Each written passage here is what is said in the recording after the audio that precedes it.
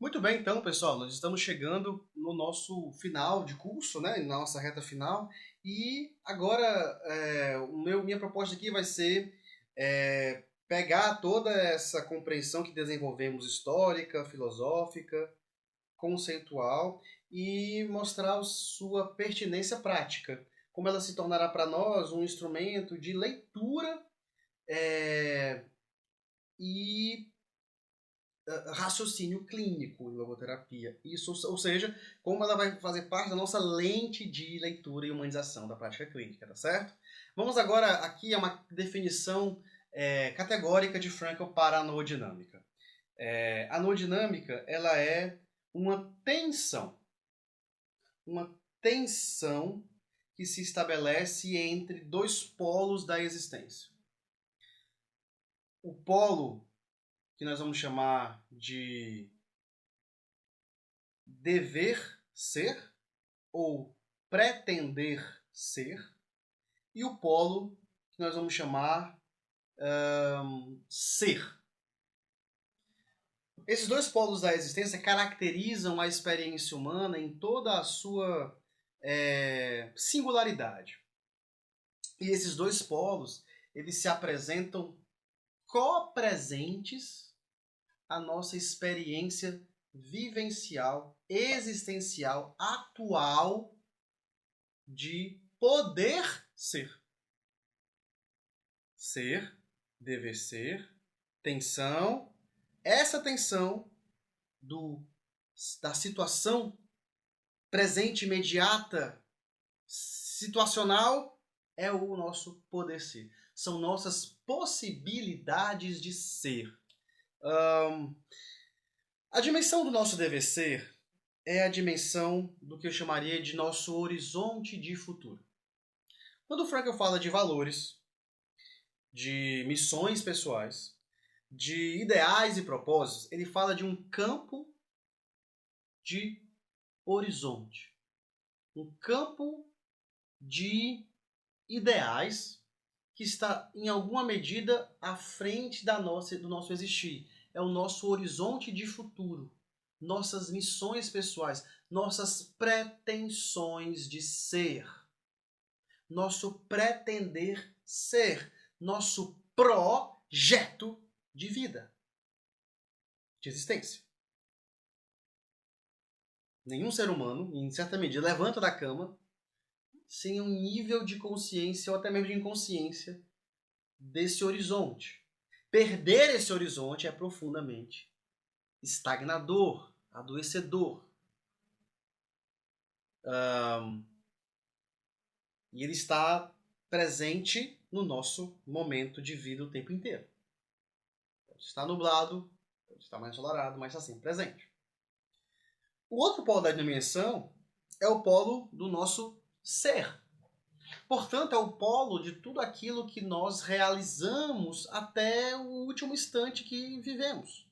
É o polo dos nossos feitos, dos fatos. É o polo do nosso ser passado. É o nosso fundo de passado. É a dimensão da nossa realidade efetiva. Tudo que já foi fica salvaguardado na dimensão do passado, do real, do feito, do acontecido. Ser é a única possibilidade mais segura e concreta de nos remetermos a quem somos, a nossa identidade histórica.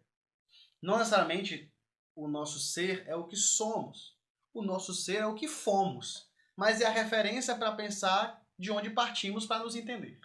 É uma dimensão fundamental que a própria psicologia profunda tomou como, digamos assim, essencial, né? Para pensar aquilo que somos. Né?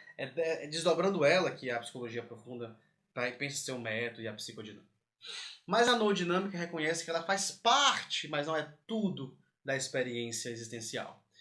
Veja só, o que é então a experiência existencial? Quando eu falo experiência existencial, remetendo aos vídeos passados, a experiência de existir é a experiência de acontecer, de nos presentificar. de vivenciar o momento, o agora. De um lado, eu tenho uma história, tudo que vem como fundo de passado até agora, até esse momento.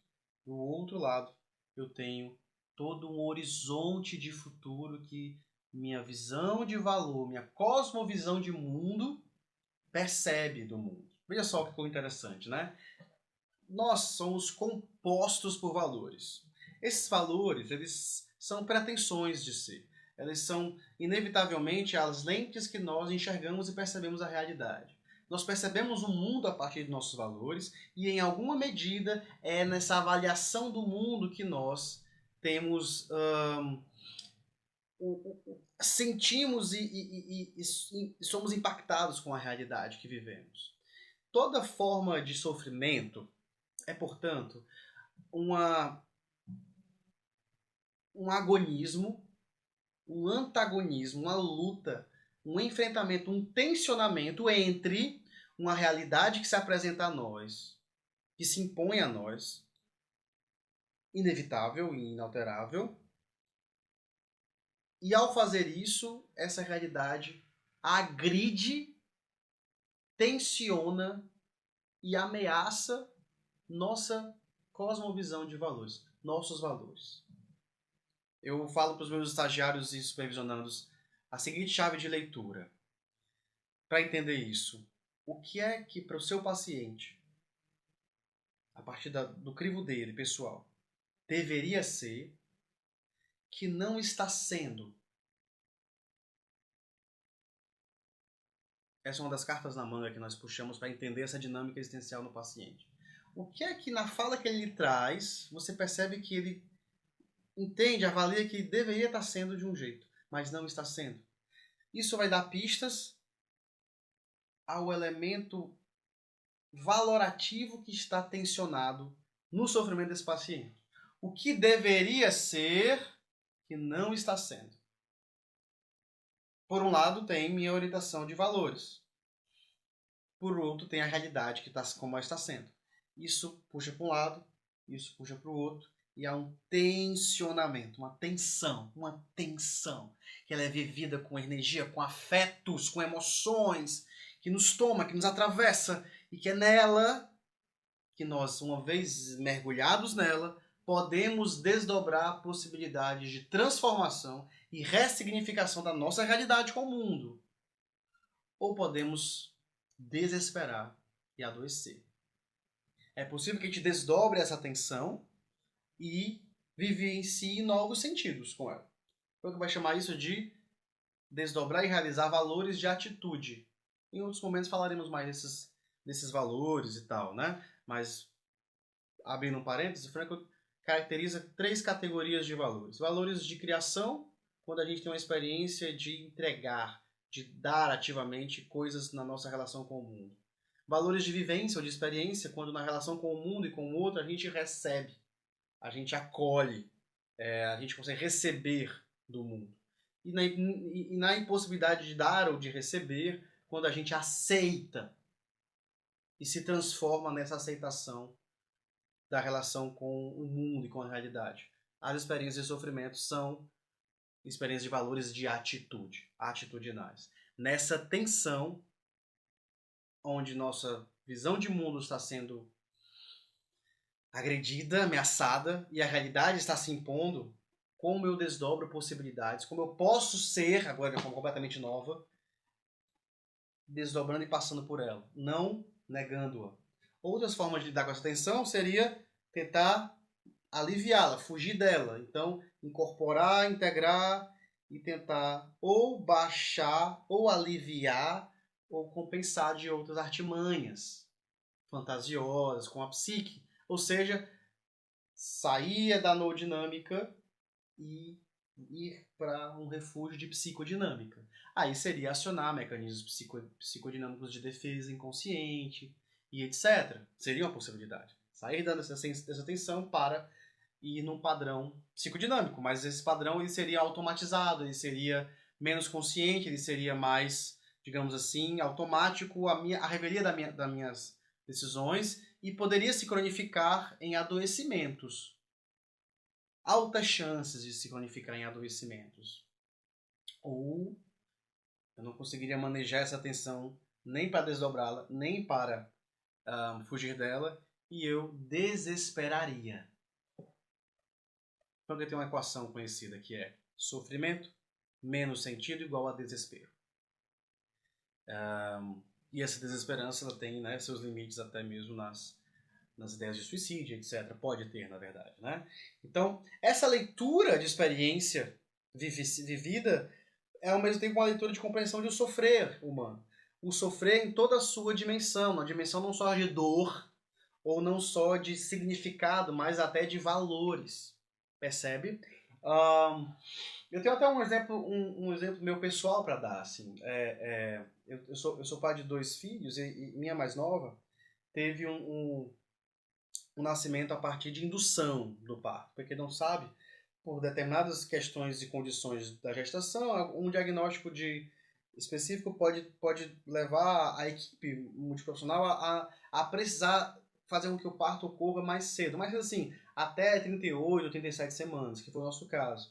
Mas como não foi tanto não queríamos uma cesárea, queríamos um parto normal, vaginal, também não teríamos que induzir a métodos para essa contração, essa gestação vir de uma forma mais a partir do funcionamento corporal, né?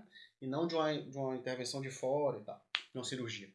E aí tem vários métodos e tudo mais, e aí vivemos esses métodos todos e conseguimos nosso parto. Foi a coisa mais linda do mundo, é emocionante. Meu Deus, mulheres são maravilhosas, incríveis, que gestam pessoas.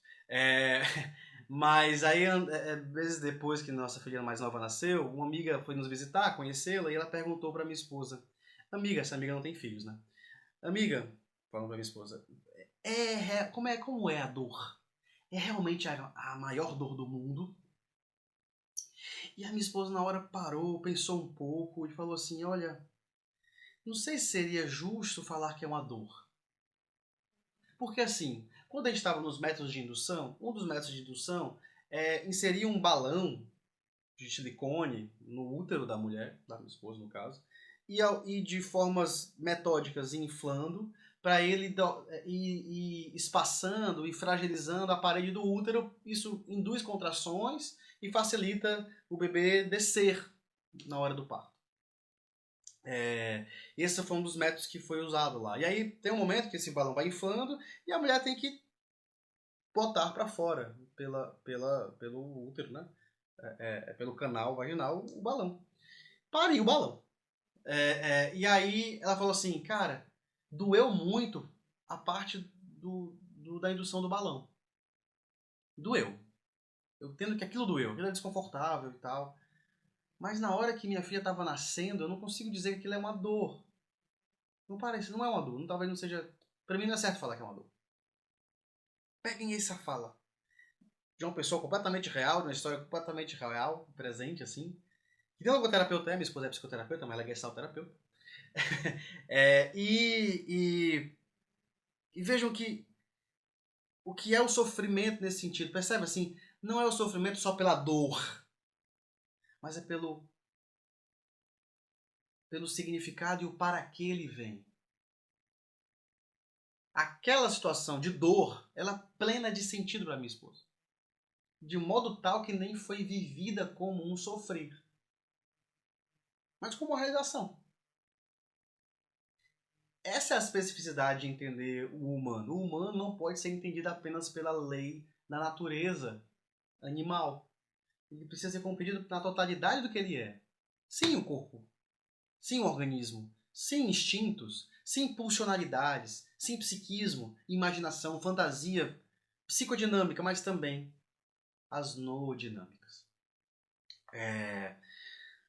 Ou seja, pessoal, essa tensão ela é oportuna. Ela não só é perigosa, dolorosa ou adoecedora, mas ela também é oportuna. E nós entendemos como chave de leitura das situações clínicas onde podemos explorar esses valores, esses ideais que estão presentes nessa dimensão de sofrimento, de tensão, e que podem também ser ferramentas e desdobramentos de vivências de sentido de ressignificação. Como fazemos isso? A gente precisa entrar nessa vibração e nessa tensão junto. As implicações metodológicas disso